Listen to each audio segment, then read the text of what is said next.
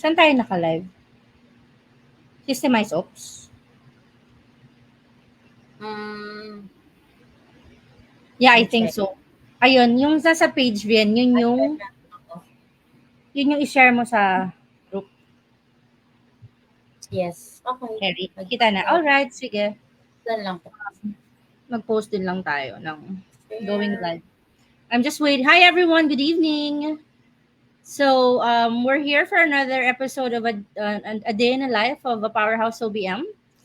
We are a little bit behind as scheduled because of some technical glitches and difficulties with Zoom. But that's why we're moving to a new platform, which is, well, not a new platform. I mean, we're moving to StreamYard. So let me just quickly share this as well. Um, a little late, but still doing my. Okay. Sige, I'm just updating our network as well and sharing it. Ay, mali pa yata ako ng pinag-sharean.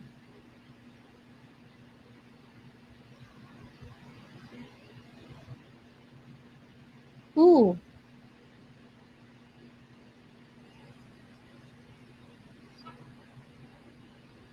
Sige, sorry guys. Let me check lang. Ayun. All right. Hello, hello. Good evening, everyone. So I hope you're having a good end to your week, a good Friday evening, ready not to rest and relax and unwind. And what a perfect way to slow down the work week than by watching some videos, iba probably Netflix, iba naman by still continuously learning pero not as active, more on listening mode. If ever you are here watching us live or me live, can you just say hi in the comments so I know you're there? And yeah, I could also greet you. Sige, let me check. We'll start in a bit, promise. But yes, if you know anyone who's interested to becoming an OBM and is probably already a freelancer that's wanting to upskill or galing kayong corporate and curious kayo paano kayo mag-transition to freelancing, our guest for tonight is actually the perfect journey and story that you would hear for this week because she came from corporate and now she is uh, in the process of transitioning and has transitioned to becoming an OBM, working with international clients. Okay, sige. So because our audience has waited na, if you have any questions, just feel free to drop them in the comments below this video, and then we'll answer them later. Pero I'd like to proceed na with our guest for tonight and allow me to just introduce her as well. So let me just get my notes. Okay. So yeah, tonight we're gonna have another episode of a day in the life of an OBM, and this OBM guest that we have for today actually considers herself as a creative problem solver, and she taught herself at an early age to defy the norms and learned more about critical thinking in her college years. Now she's enjoying the fruits of this mindset that she's nurtured through her entire life in both her personal and professional life. And she previously was a senior operations manager for a mid-sized BPO company that is based in Taguig. And she switched to full-time freelancing just very like a year ago. So last 2023. And this opportunity further strengthened her dream of helping her husband provide for their small family while still spending lots of quality time at her own pace at home. So, without further ado, let me welcome our guest, May Clavicilia. Hello, dear. Good evening. Hi, good evening, coach. Evening, everyone. Hello, hello. And yes, we also have Bien on the back end. um, wait, sige. So, Bien has been helping us as well. But let me see. Paano ko siya? I'm just playing with the layouts. Um, dapat ang naka-highlight si ano. Uh, Si Vin. Paano ba ito? Sorry guys, ah. Ay, sorry. Sabi na si Vin eh. Then try mo daw off cam, tingnan natin kung ano, para dalawa. Si Vin talaga yung guest speaker tonight. Ayan, sige. Sorry guys, medyo mga technical difficulties natin. Let's try it one more time. Talagang tatlo ko, kailangan ko lumabas. Ay, ganun? Hindi, okay lang na naman. Ikaw? Okay lang naman. Sige lang. Okay, pero ano, I wanna spotlight May kasi. Hindi ko na alam, guys. Okay Sige, yan. bear with us. We're preparing, exploring. Yan ako. Ayan, okay na yan. Sige, okay na. Yes, let's make it a collaborative interview na Vian. Open your comment. If may question ka, dear, go ahead and help me na lang then with asking questions kay May. Pero yeah, now that she's here, so over the last 30 minutes, we've been tinkering behind Zoom and Facebook, trying to figure out the connection because last Monday, di ba, we just had at the end the live session naman with Angel and we were still using the same setup. So surprisingly na tonight, medyo nagkaroon ng glitch. Kung ano na nangyari hanggang sa, okay, StreamYard na lang. So if you are here and you're watching, thank you. But yes, let's welcome again our guest for tonight, May Clavicilia. Dear, siguro, can you just do a quick intro of, aside dun sa sinabi ko, anything else that you could share about what you used to do before you learned freelancing and how you got into freelancing? So, ayun. Before the senior ops management post, I held that for about 7 years sa last corporate ko. Prior to that, ops manager. Pero the very first job I had was regular agent, call center, ganun. And then yon, how I got into freelancing, I think along with everybody else during the pandemic, diba, I wasn't really affected in terms of yung wala ng trabaho or nagbawas ng oras. But still, it was a wake-up call that I cannot leave my future in another person's hands. Kumbaga, I have to really make it on my own. Like, as much as possible, yung controllable factors, majority nun nasa akin. Hindi nasa employer or ano. So, that's how I got into freelancing. Typical how to do freelancing kay Google, ganun. And then these Google. courses popped up. Yeah, ganun lang. I didn't even know about Facebook groups. Wala pa ako sa ganung very, very basic talaga. Google, how to do freelancing. And then I found a few courses. I hoarded a few courses Yes, until I found the right one. A really good community that helped me out in freelancing in general. Tas, yun na, step by step. So, may Got it. niche palang tinatawag, gano'n. Correct so me if very I'm good. wrong, parang what really propelled you to try freelancing was because of what happened like with the pandemic or even before it happened ba you're thinking na of ano pa ba? No, actually, no. Corporate ka Before the talaga nun? pandemic, kasi very stable ako sa corporate. I was paid handsomely naman sa corporate. Mhm. So, hindi pumasok. Nung pandemic, kahit na hindi ako naapektuhan, just seeing everybody else lose their jobs or lose hours, naging floating employees, Mm. parang sobrang kinabahan ako. Kasi may isang anak na ako. Dalawa na sila ngayon, pero parang hindi pwede to. Hindi talaga pwede. So, yun. I see, got it. And then when you realize na okay, hindi pwedeng mag-rely lang ako dito and parang ano lang sa desisyon ng boss, I need to have maybe something na I can control. And then you went to Google nga and parang ako search freelancing. Ano yung unang mga lumabas na nakita mo din? Ano ba? There was this, top, ano ba yung tawag doon? Ano ba yun? Top answer, kumbaga, kay Google. Top search results. Maganda SEO niya. Course agad. Ay, parang alam ko yun. Freelance Sa agad. VA ba to? VA course? Hindi eh, Ah, hindi? marketing course Hmm. actually. Pero nung time na yon, I think I was seeing this coach everywhere. She is a young coach, younger than me. Ah, Tapos okay. parang ultimo sa YouTube ko, nandyan siya. So, medyo pack na pack siya na. Tapos, yun din yung unang course na nag-sign up ako. And maganda naman yung course. It was a good introductory course for me. Mm. But I kind of outgrew the course really fast. Mm. So, dahil doon, nag-hop ako na Course ibang ulit. course. Oo, at iba pang course ulit. Pero I think after my third, that's when I found the course that was really for me because there was a lot in it na hindi ko maa-outgrow. Hanggang ngayon, it's still providing me with a lot of inputs, a lot of knowledge. So, I see, I yun. see. So with that first course that you saw and joined, you said it was a good introductory course. And did Mm. you so you definitely learned a lot from that about the Mm. foundations. May na-implement ka ba doon that help you get a client or at that time hindi pa din I agad?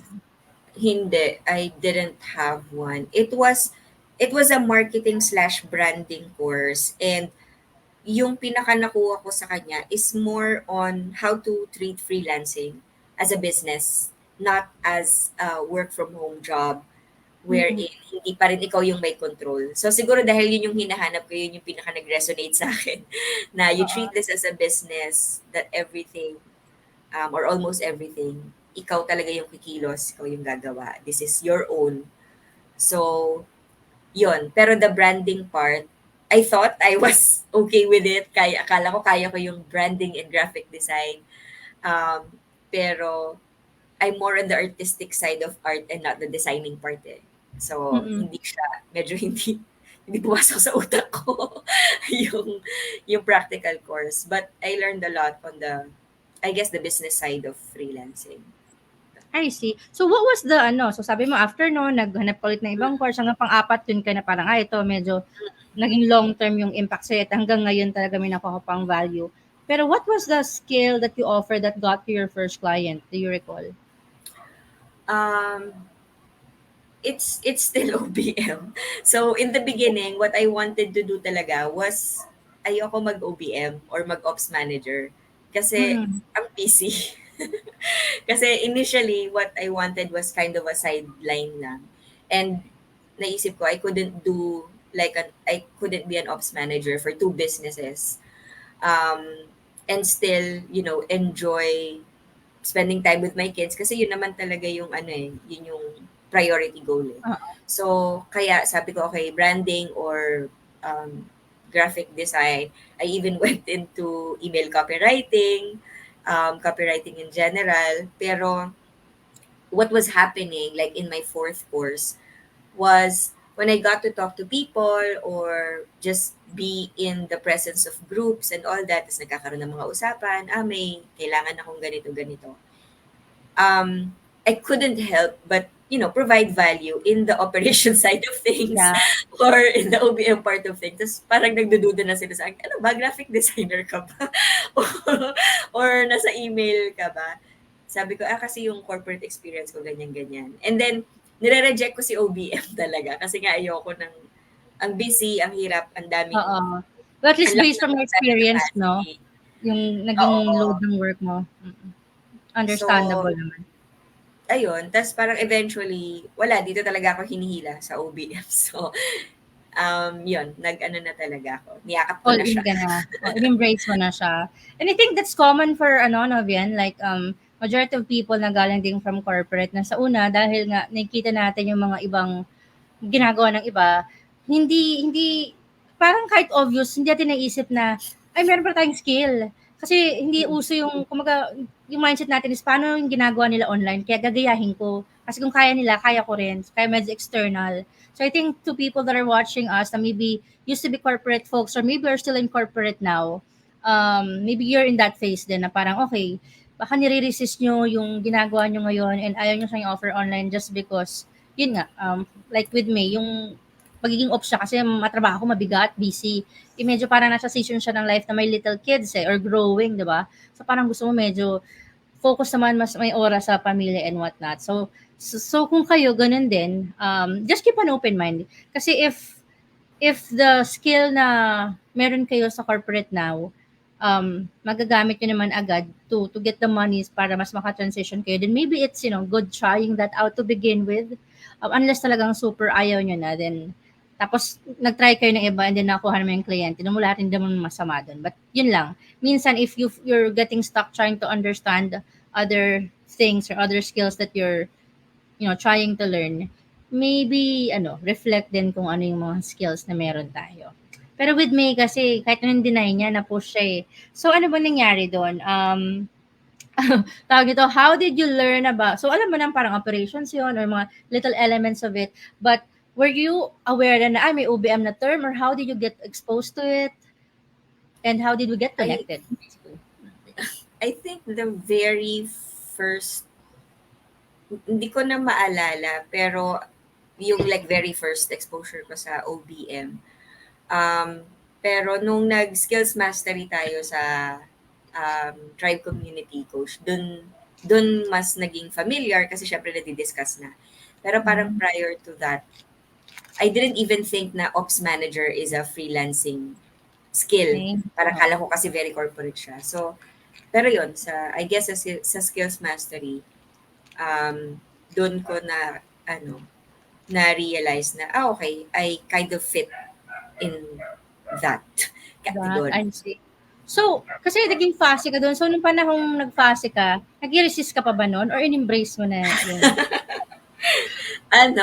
Na-embrace ko na siya, pero kilala mo naman ako ever since the beginning, 'di ba, coach? Gusto kong malaman talaga. Kaya ako nag-FASI kasi gusto kong matuto. Kasi nga hindi ko uh, alam yung scope and yung difference ng OBM sa ginagawa ko. So, I just thought, alam mo naman sa community, 'di ba? Very ano sila. Kung mm, di mo alam, di alamin mo. Kumbaga, hindi, wag kang matapos sa hindi mo alam. And that was the perfect opportunity for me na ba't magtatanong pa ako sa mga tao na iba, let's say, sa mga ibang kagrupo ko na mix and match of, different skills. skills, and nandyan na yung rektang pwedeng puntahan. So, yun.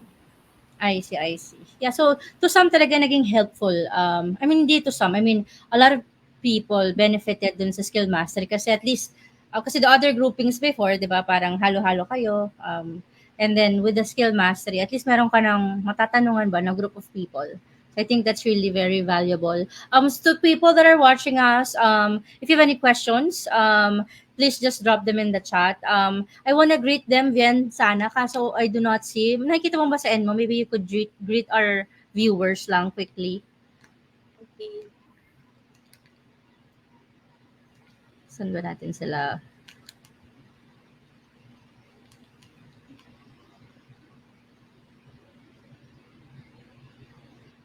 Hindi rin siya makita.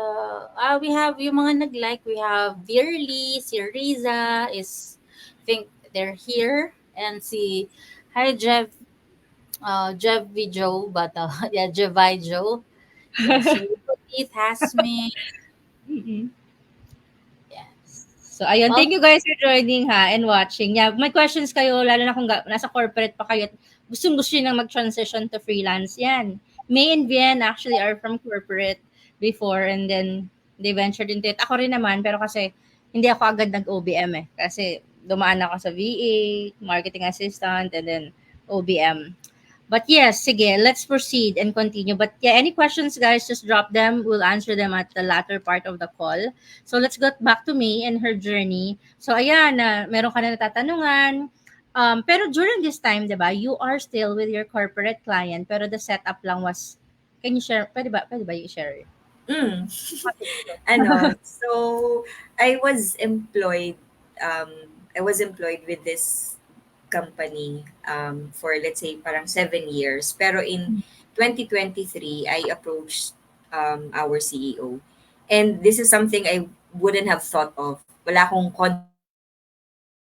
confidence na I'll approach the CEO na palit tayo ng parang relationship. Pero that's what the community has really done for me, yung mindset ko na ayun. So nag-propose ako to change our relationship. Instead of me being their employer, I propose that they become my client.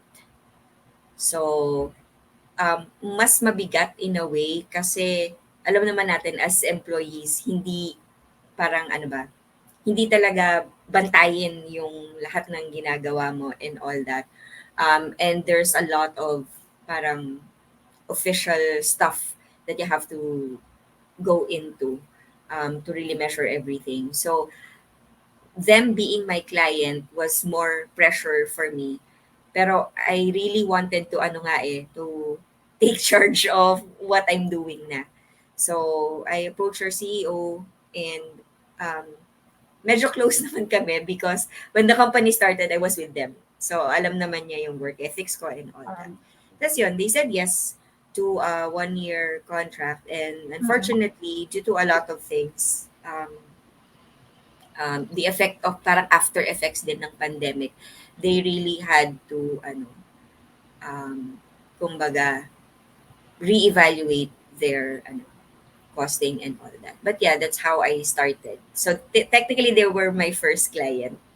Oo, As no? the So, and employer. it's good na, was parang somehow, um, with them adjusting and reevaluating their setup, it somehow supported yung gusto mong Mm, transition na rin into, di ba, home-based work or remote work. So, parang baby steps. But then, now na you're doing OBM work na, and siguro during those time na you have this client na you're doing OBM work slash ops kanila kasi nga talagang local company rin naman sila. Were you think, kasi medyo alam mo na parang di ba skill mastery, was there any specific skill na you're really eyeing to offer around that time, and did you do anything about it na ba? Like nag-reach out ka na ba? Ano nang ginagawa mo? during that time, what I saw as the most pressing need kasi was a need for systems. Usually kasi corporate, and that company was a daughter company lang of a much bigger company in Japan. So, pero what I wanted to kind of introduce was really systems. Hindi kasi, ayun, going back to what I was saying earlier, usually big companies like that, gusto nila homegrown yung mga systems. Yung Mm, talagang ginawa ng mga tao ginawa. nila, coded and developed versus yung mga ginagamit usually ng freelancers like us na ano tawag doon? Hindi plug and play, drag and drop kind Ah, of softwares. oo. So, pero that's what I propose to them to use temporarily, kumbaga, use this system because the people were kind of suffering na in terms of yung growth nga and Mm-mm. management. Hindi na kaya ng mano-mano. Kung before maliit yung department ko, for example, like we really started with 5 people, we grew to about 100. So hindi na talaga kaya nung the usual means. And Mm. that's what I offered to them. I see, I see. All right.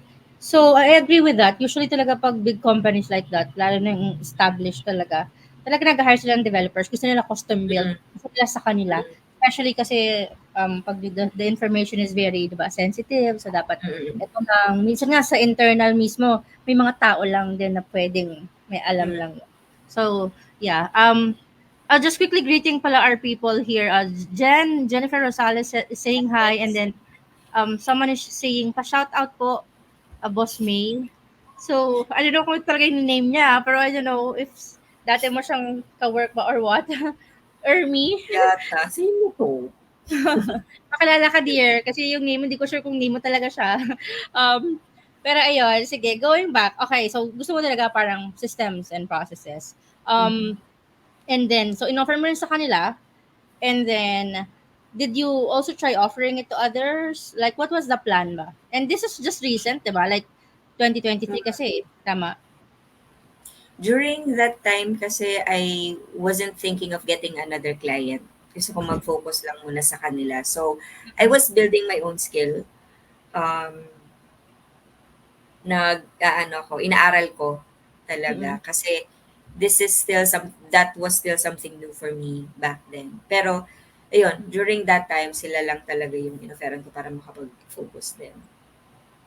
I see. Got it. So, with May, guys, so, I love how she's lang very intentional then, which is, with what she's doing with the things she's learning. Kasi, the other side naman of freelancers, lalo na yung transitioning or bago, excited tayo eh. Parang, ay, ito, ganyan. Tapos, pag gumana, go, go, go, go, hanggang sa nalunod na overwhelm, mas nag-shutdown. With May, she was very intentional in a way na, okay, isa-isa muna, one piece at a time. May pagkasigurista ka ba, dear? Would you say? Gusto mo, Control freak is the better term for it. I was trying to mellow it down. Pero sige, may pagkakontrol mo ba? Ayan, ayan. So yun, sabi ni Ermi, si JC daw to, boss. Ay, sus Maria. Shout out Kasi daw. Ermi yung pangalan mo. He was Ayan. one of my supervisors dun. Oh, I see. All right. Thank you for joining us, JC. Okay. So next, now na you are an OBM, can you tell us how you got introduced to me naman and Powerhouse and what made you decide to join? Kasi you're technically an ops na sa corporate and nasa community ka na may skill mastery, and then you were trying to implement at least the part of the OBM they want to focus on with your current client. So what made you decide na, ay hindi, need ko pa? Teka, nagulo ko sa questions. Hindi, parang, tatlo kasi, no? Hindi, so let me simplify that. Kasi, so you have the skills from corporate and then you found the community na merong parang skill mastery session wherein it help you really understand pa paano ba tong OBM. So parang, and then you're implementing it sa client mo. And so you're somewhat experiencing, parang nasa period ka ng transition, but din bayad ka na. Because, di ba, parang freelance na rin talaga. So what made you decide na, no, I still need to learn more? And what made you decide to join Powerhouse OBM? Siguro just share with us yung thought process mo around that time. Kasi maraming taong alam na naman nila and ginagawa na nila. And usually they stop at that. But what made you still proceed? Siguro sa akin, coach, off of the top of my head, work ethics. What I mean by that is, yeah, I know how to do it. I'm doing it already. I'm in skills mastery. Pero I know the job kasi. It's being an OBM is such a huge responsibility. You're really taking over the the business. Pero 'di ba, ikaw yung second in line, kumbaga. So I know na hindi rin ako pwedeng mag-overthink and parang mag-course hoarding ulit. But I just really felt, through the skills mastery din, the things that I was learning there, I felt that I was still lacking in, paano ba, the more practical side of things. Kasi as a manager, I'm used to managing people. I'm not really used to kind of doing things anymore. Like yung talaga doing, ano man tawag dito? Parang grunt work. Or like the really hard jobs. So, I kind of saw sa skills mastery natin that I had to somehow go back to the basics and just refresh what I already know and get more practical experience then outside of the corporate world. And I thought to myself na if this was something you were offering for free, kumbaga, in the community, hindi ko alam kung nasabi ko na sa'yo, coach, pero I was really eyeing your course even before. Siguro, ano pa lang, the moment I got into I accepted na, sige, OBM na yung para sa akin. Embrace mo na siya. Pero, Okay. oo, parang hindi pa lang ako ready to commit to the course. So, pero nakita ko na yung course mo before. And then after, tas yun, itong December, dun lang ako talaga, na if I really wanted to be set apart, kumbaga, from other OBMs, and if I really want to make this my bread and butter, na ako lang talaga yung parang galing sa akin lahat, I needed to upskill. Like, really upskill. So, kaya I chose your course. Thank you. So yes, we got introduced din talaga through the tribe, no? And then I think we just got to communicate more through the skill mastery kasi you were one of the facilitators. All right, I got that. Oh, thank you. Inaaral ko yun, yung mga slides na yun, coach. Ay, naaral mo? Right after, Oo, inaaral pa? inaaral ko yun. Oh, nice, nice. Thank you. Sige, may mga new viewers lang tayo. Si Joey Lee, si Apple Talbin, and Clement Cabrias. Thank you guys for watching. So we're just, talking about Miss journey from, from being a senior operations manager sa corporate mid-sized call center sa Taguig to now becoming an OBM as a freelancer na, no? We could say that talaga na freelancer. Okay, sige. Now let's go to the present moment, which is now you are an OBM with a client na you got na you got on your own. So you'll share more about that in a bit, pero hindi na siya yung corporate client mo na lang. So can you share with us how that client, became a client? Paano yung naging kahit little things lang that led you to closing that client? Well, first, coach, so hindi ako yung very visible sa social media. Although nagtatry ako, parang pag tinignan may Facebook feed ko, may months na super active ako, tapos wala, super active ulit. Because I was really trying. It's just really not my cup of tea. So, what I did na lang was I went into kind of, ano man tawag sa kanya, freelancing app na you get to look for freelancing jobs. And then, ayun, thank you for saying that. I was really intentional. So, kasi ang dami-dami doon, di ba? And I could say yes to a lot of things. Pero, ang hinanap ko talaga doon, so pro tip na, I guess, dun sa mga iba, is talagang finilter ko yung parang job descriptions doon. I didn't want to compete with a lot of people. So, pumili lang ako nung may mga limited na tao na nakapag-propose, so to speak. So, pinili ko doon is 5 to 10 proposals lang. So, if there was a job and there were already 20 proposals in there, kahit na gano'ng kaganda yung job description, I said no. Kumbaga, hindi ko siya pinili. So, I was very intentional. And then, I got the jobs na kakapost lang, like within the day, I think, or within the week. And then, I looked at kind of the activity section if the person who posted it was actively talaga. Kasi iba minsan napapabayaan. Parang they last checked their job post 3 weeks ago, a month ago. So, and then on the same night, I got the I got the job. I got the client. Naalala mo, Coach, madaling araw yata yun. Yes. Ayun. I see. So, yun guys, may pro tip na tayo from May. Sabi niya, ayan, be very intentional with the jobs that you apply for.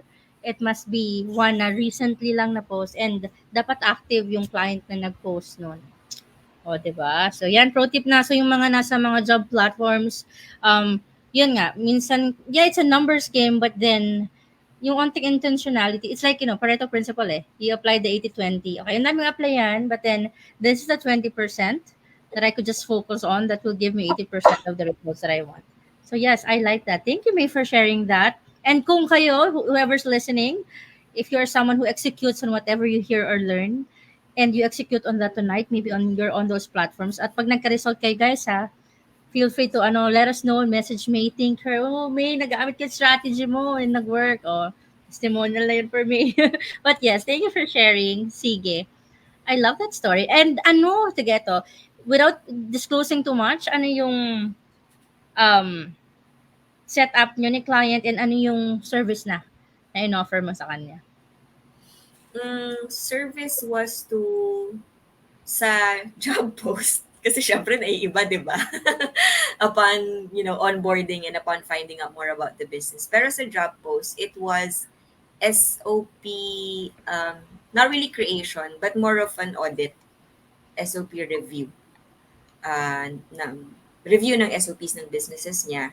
And then when I got onboarded and I got to know more about how the business was operating, doon na nag-boom yung medyo marami-raming issues ni business. But it's still within my scope.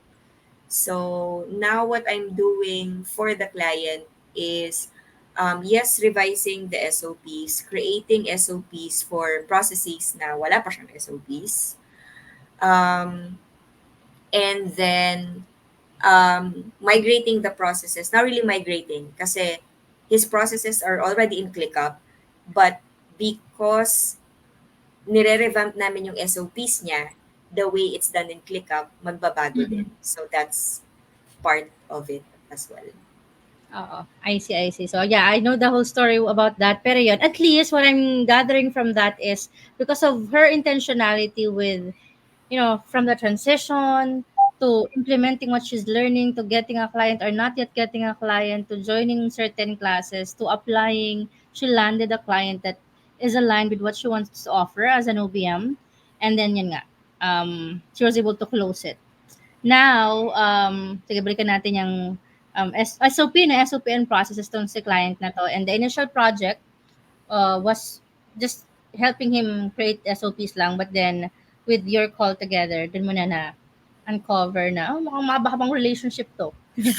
Parang lalagpas tayo sa Oo. initial natin.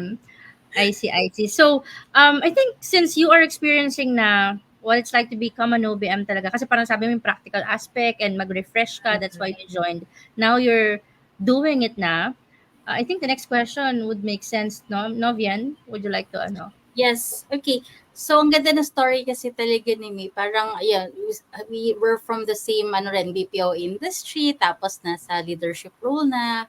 Parang with, di ba, syempre, pag sa BPO industry, iba yung ginagamit natin eh. Like, it's a different kind of app talaga. Like, yung MS Teams, mga ganun, di ba? So, no, ngayon, when you have gotten that client, me, I even saw your post eh. You were really overwhelmed, di ba? Parang, ano ba unahin ko dito? I saw that post in the community. Now, nung nandoon ka na sa sitwasyon na yon, what surprised you about being an OBM? Ano yung kinagulat mo doon? Ganito pala siya. Siguro, number one is I think the term OBM is an intimidating term, kind of. Parang online business manager or, like you're managing the entire business. But what I've found out by doing it, and even from previous experiences, is that I guess the intentionality thing na if you really wanna learn, you'll learn. And yung nabanggit mo kanina, coach, na yung parang ang intentional nung steps ko, medyo may pressure kasi. I don't think I have a lot of time. Like, I'm not, dun sa community natin, di ba? I'm not a 21-year-old building my own e-commerce company na pa-travel and all that. I don't have a lot of those. So, that's why I was really intentional with the steps that I took. And then now here, so dito kay client na ito yung ginagawa, I would want to learn project management or I would want to learn this, and this. Pero again, I'm being intentional with my time. So nag-ano ko, ano ba yon? Parang boosted learning kay ClickUp, kay Notion, because I didn't know those things before, nung nasa corporate pa ako. Si ClickUp, inaral ko lang siya last year. Pero medyo, I wouldn't say mabilis yung pickup ko, pero sige, sabihin na natin may bilis yung pickup ko. But it's really because I I'm looking for something, I know what to look for, and then I look for it. Parang ganon. Na si Google very friendly naman eh. Yung parang kanina natin, di ba? What is error 200? So, kumbaga kung ano yung specific na kailangan ko, minsan, I go down the rabbit hole. Ito pala to, ito pala to, ito pala to. Tapos, ayan na, malaman lamang ko, 2 oras na akong nag-aaral sa bagay na hindi ko naman kailangan. Oo, true. Um, pero because, again, I guess it's work ethics also. So, I think kailangan ni client, ito yung hahanapin ko, how do I really do this? And then, because of yung practical use na rin, ina-apply ko agad, parang nadodoble tuto ako. Ganon. Babasahin ko siya, apply ko siya, doble yung balik sa akin. So, going back, na what surprised me about being an OBM is that I was scared, kumbaga, naman, from the very beginning. Pero, ayun, parang there's really no way. You have to do it scared. There's no shortcut. There's no parang work around it. Parang if you know you have to do it and you're scared, then do it scared. So, yung mga research na yun, may kasamang takot yun. yung mga pag-research ko na, naku, baka di ko malaman kung ano sagot dito. May kasamang takot lahat yon. Pero, kailangan gawin. So, gawin. Push. Okay, I love it. So yeah, ang sabi kong quotable quotes. So multitasking tayo on the background. Naaliw din naman ako. So learning something. Pero yeah, I remember. Yun lang. So whatever I share, guys, nakita niyo naman yan, di ba? Do it afraid talaga. And gusto ko parang meron kang ano eh, there's a flow or pattern with how you speak then eh. I'm noticing na parang di ba kanina, if you really want to learn, you'll learn. Tapos meron kanina, if I know what to look, I just need to know what to look and then I look for it. Diba? Para siyang, ano Comes sabi ko? graduate coach, comes in Oo. handy. I like it. Pero yeah, so yun guys, do it afraid lang. Poetic tong si May eh. Ano again? Poetic si May. Oo. Taylor Swift yan. Swiftie yan. All right, sige. So now, with that realization, ganito pala pag OBM. I think what she shared about what surprised her is not so much about the work eh. It's about the work ethic and yung ano mo eh, conviction to make happen whatever it is that you set your mind to. I think at least for me, that's what I'm getting. So now na lang, now na you have your OBM client na, and focus ka dito, pag inaral mo isang bagay, alam mo naman, gagawa mo, mako-complete mo. Let's go to the meat of the topic, which is the day in the life. So can you walk us through a typical day in your life as an OBM now focusing on systems and processes like the usual, yung di ba nag-one-on-one onboarding call tayo na, what oras ka gumigising, ano mong ginagawa, how does the day go with work and life intertwined, and then what time ka nag-switch ng lights? Di naman nakikinig yung client ko, no?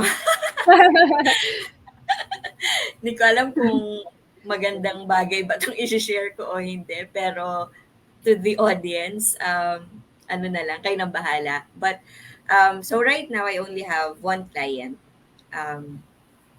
And I have to say, as an OBM nga, is ako lang personally, probably my max would be 3. And like super max na yon as an OBM. So, at most, I'll get 2 clients lang talaga. Pero yon, with that client, I just spend siguro a total of 4 hours work every day. Dahil naka-job platform kami, I'm required to put in 15 hours work per week, which is like 3 hours per day. And then yung additional 1 hour ko is na lang yon, research, simulation, testing kay ClickUp or whatever. Pero yung my day, on a good day, on a good perfect day, how I started in the morning, talaga, devotion and gratitude journal, like 30 minutes, and peaceful coffee time. Kasi, yun, I would just, like to put it out there. My husband and I work from home. So, employed si husband, pero dito rin siya sa bahay. We have 2 kids. We have no helper. So, pag nagising na yung mga bata, riot na. Kaya habang umaga pa, tulog pa sila. So, yun, I really start my day with yung devotion ko and the journal and like peaceful coffee time. And siguro for a total of 2 hours all in all, I plan my day. Like ano yung gagawin ko sa parang first quarter ko, which is early morning. And then parang mga mga 9 to 11, ganyan. Tapos yung second quarter of my day, which is around 1 to 4 p.m. And then the last quarter, which is like yung 7 to 12. Ganun. So, ipaplano ko yon. Kasi I have to have deadlines for myself. So, kaya, dapat I feel you. So, let's see. Kapag wala, wardi-wardi ang mga activities ko for the day. So, yun. Siguro 9 to 11, that's when I'll check yung social media profiles ko, gagawa ng content, kung ano man, and then check job platforms as well, engage in communities, ganun. Kinda all for my own and for my freelancing business. And then 1 to 4, right now, because I only have one client, medyo palit kami ni husband. Si husband nag-work ng 1 to 4. So 1 to 4 nasa kids ako. Lalaro, ganun. Or minsan magnanap. Kaya sabi ko, parang ang tamad ko tuloy ngayon na sinishare ko yung araw ko. Pero yun, like, kung ano man magawa doon, 1 to 4, and then there's, dinner prep. Right now, again, because I have one client, I get to prepare meals for the family. Before kasi naka-full-time ako kay previous client, so hindi Mhm. ako nakapag-prep ng meals. So yun, dinner, and then with this current client, we usually meet at 7 in the evening.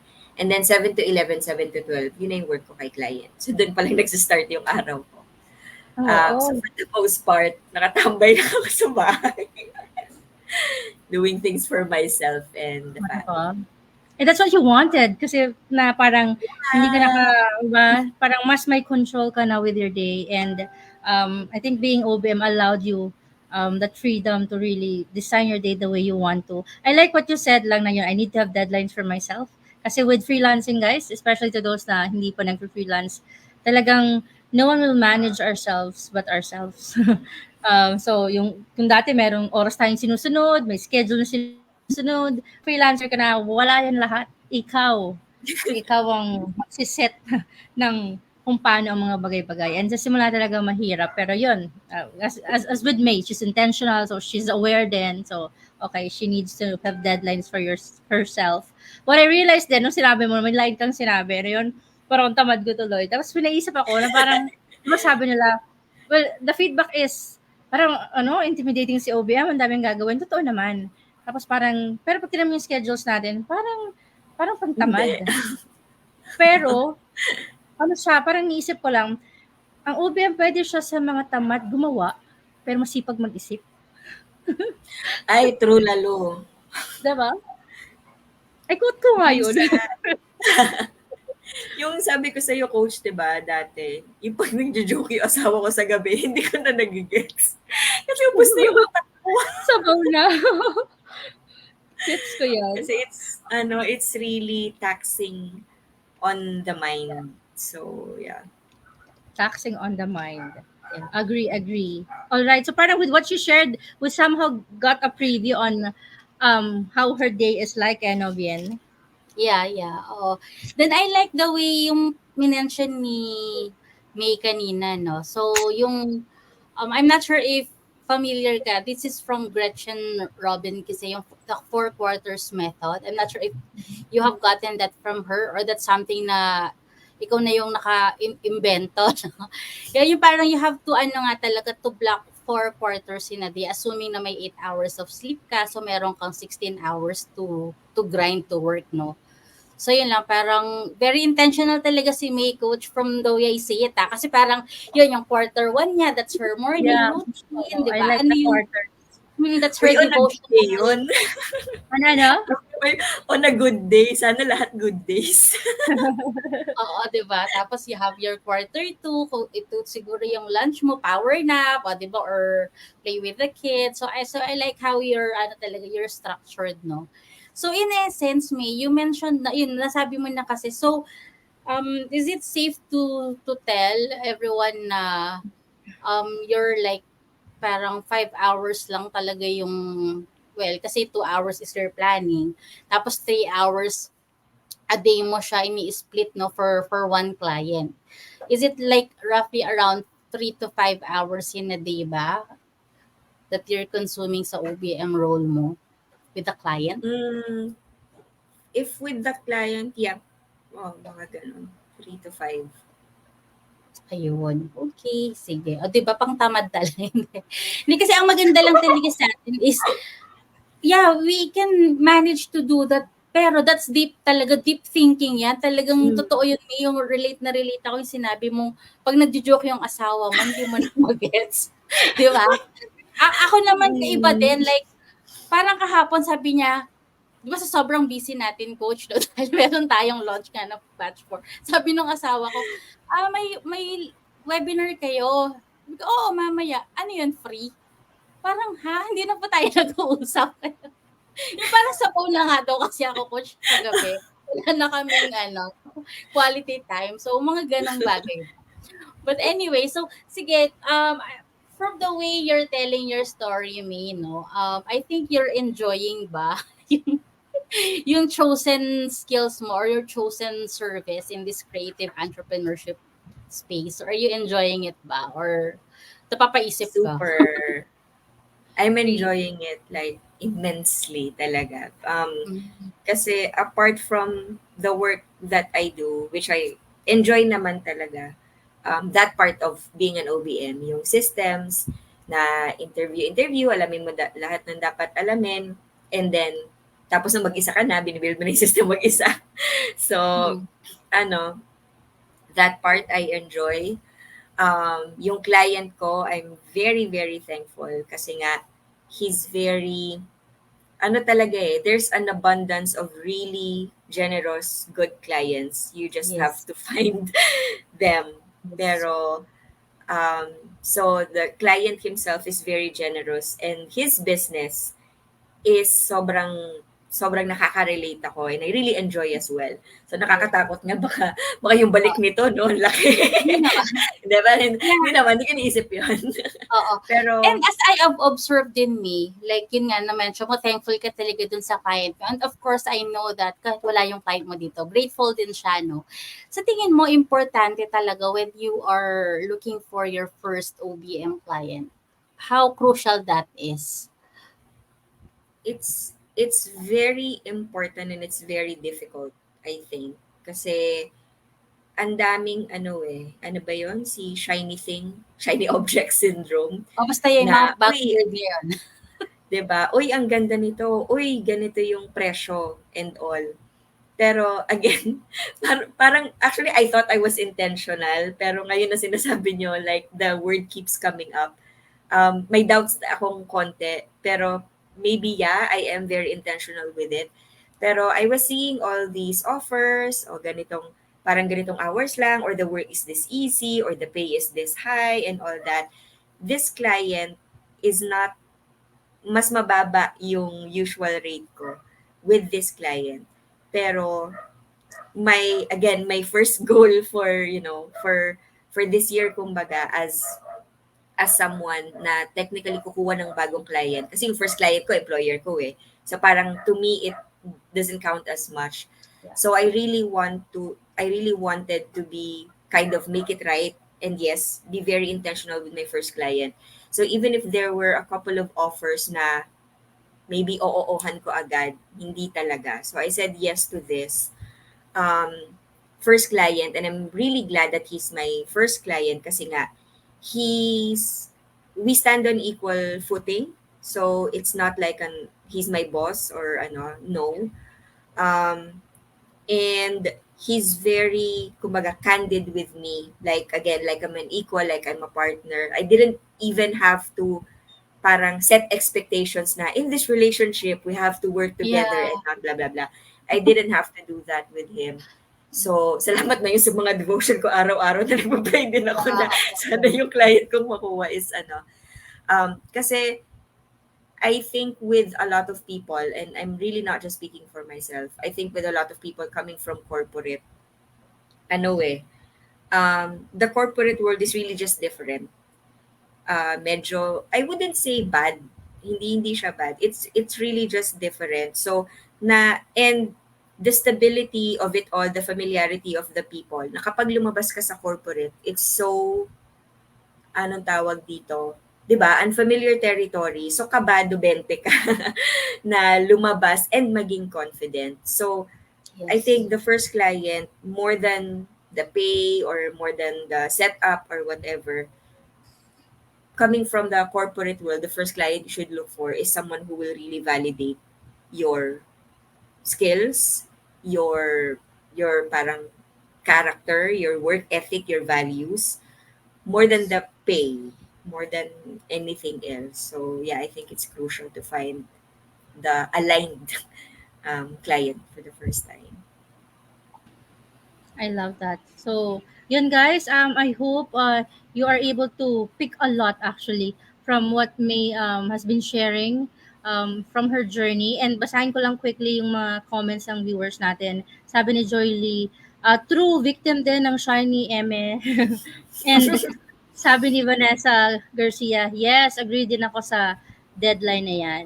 Ayan. So, A lot of people can definitely relate. And parang wala namang freelancer na hindi dumaan sa shiny object phase, di ba? Mm. Shiny object syndrome phase. And ayun, at least as an OBM, for me, ang perspective ulit, ang good thing na lang nun is dahil we're OBMs, we're managing people, departments, processes. Minsan, pag chinek mo yung mga inaalikabok mo ng mga biniling mga courses in the past, oh, FB ads, oh, may minamanage ako, tama ba ginagot, panoorin. So, di ba, nagagamit. So, parang, just because we weren't able to use it doesn't mean it has no purpose anymore. You just need to find the right timing for it as well. So, nothing is really wasted. But yes, I agree with what May said, especially yung part na, then, sometimes it's not about the pay, and well, actually, not sometimes. It should be not just about the pay. And if Kaya you want, mahirap push kasi syempre parang pay, di ba?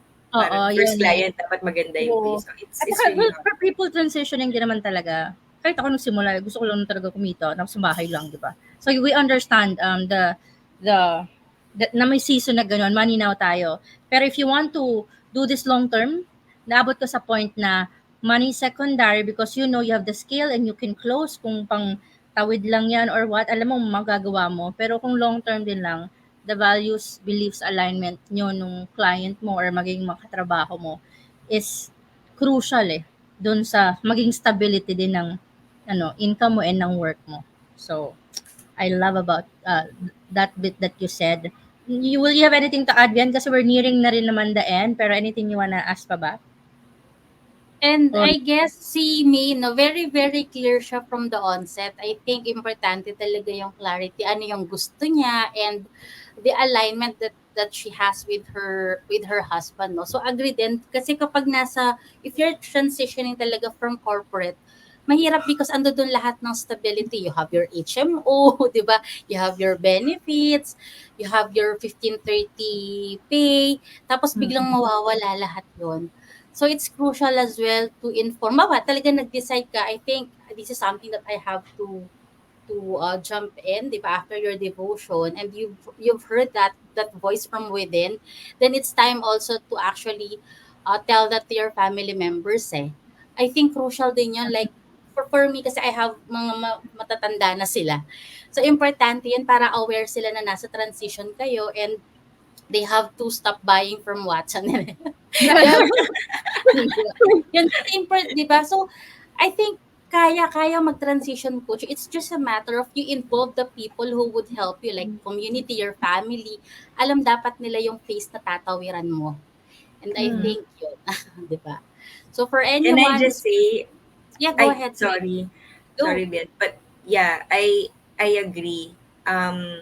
To those with, let's say, husband and kids na, like families, or to those na partners pa lang, apektado kasi sila. So they have to know. And it's better na dahil ako kumbaga medyo independent. So sanay na tinatrabaho mag-isa yung mga bagay-bagay, 'di ba? But the reality is the burden becomes lighter really when you share it.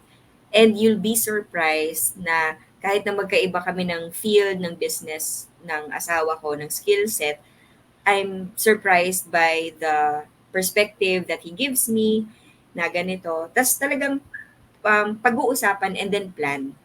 Kasi magkasama kayo like yun nga, whether you're living together, boyfriend, girlfriend, or partners na talaga. So nag-uusap talaga kami na, okay, mamayang gabi, akin yung 7 to 11, sa iyo yung bata, akin yung 1 to 4 mamaya, or bukas may meeting ako, blah, blah, blah. We really plan and we really adjust. Kasi there's no point to thinking that you can do things all by yourself Parang, alam mo na it won't work. So, kahit na gusto mo i-push yung sarili mo, alam mo na yung resulta, it won't work. So, isama na yung mga dapat isama sa plano, kumbaga. Yeah. Agree. Because yes, nobody really ever made it alone. Kahit pa sabihin nilang self-made, ang daming tao pa rin behind their back, sa work, sa team, sa bahay. So, agree with that one. And I hope you guys who are watching, thank you for your comments, and hopefully you're able to relate to that. If first time yung narinig, take that to heart. So, maybe after this call, no, go ahead and speak to your husband. Halika po ka dito, usap tayo. Hindi Paano naman ganun. natin Pero, to? Mandali ka. oo, involve the family kasi the more na you guys are aligned and clear sa expectations, the more you'll feel supported, the more din nagkaganahan kay, 'di ba? So, communicate lang din, guys.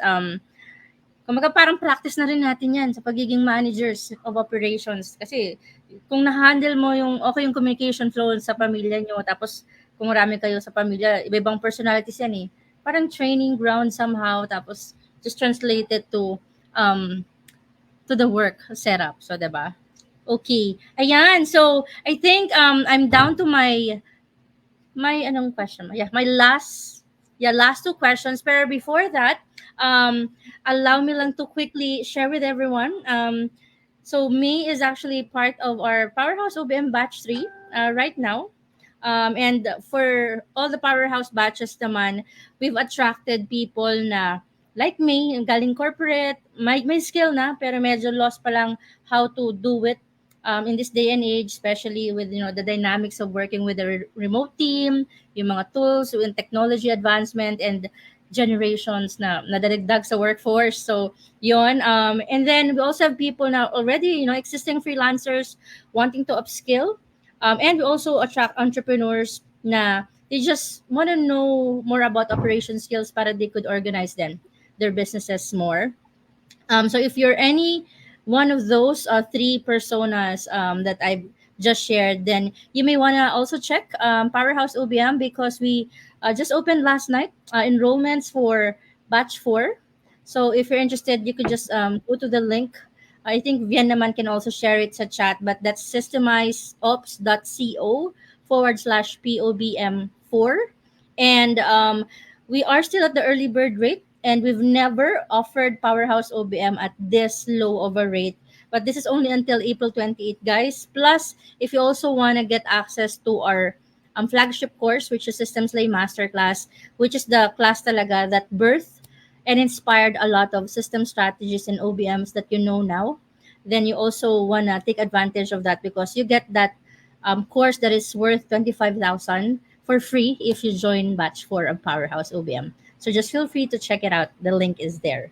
Okay? Hopefully you could join us, guys. And then going back to May naman, what do you think has been the biggest shift in yourself in how you do work since joining Powerhouse OBM?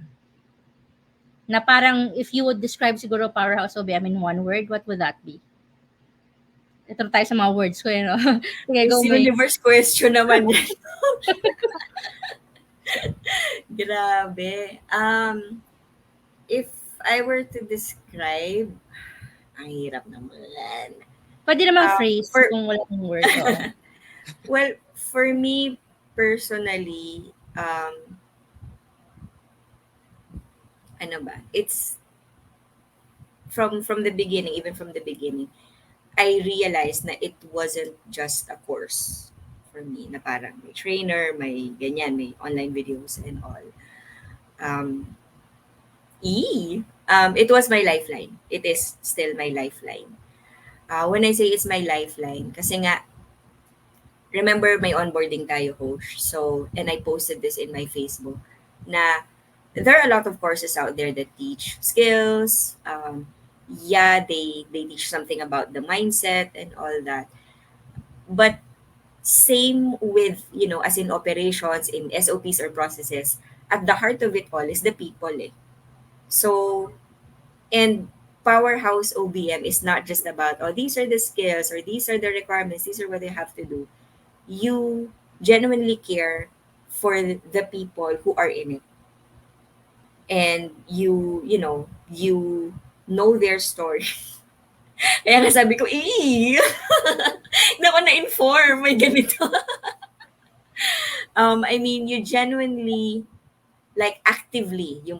genuinely and actively learn about the people who are in it. Because, at the end of the day, it's not just a course to you. And I felt that in the beginning. I still feel it. So, English tuloy ako. Pero yun, so to the others as well who are, let's say, on the fence about wanting to join Powerhouse. And I mentioned it before, nakailang kurso na ako, di ba? And the third one was different. The first and second one kind of okay. Third one was different. This one is definitely different from the other courses. And this will, kaya ko din siya sinabing lifeline kasi ikaw mismo, hindi ka passive participant sa course. And you have to be very honest with yourself with what you want and what you want to achieve, or else you will not